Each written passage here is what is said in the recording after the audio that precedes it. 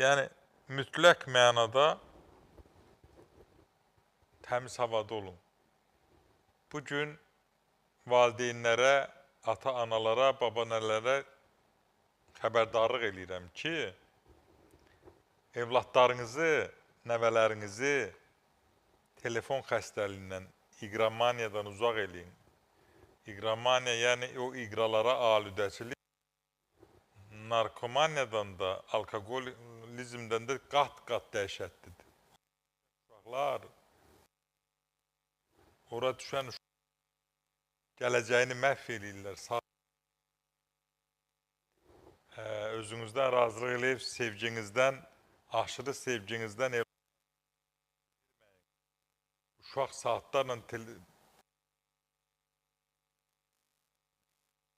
uşaq, bizim gələcəyimiz olan uşaqlar valideyni yatızdırır, dalın altında telefon qədər durursan, uşağın gözləri qıpqırmızı.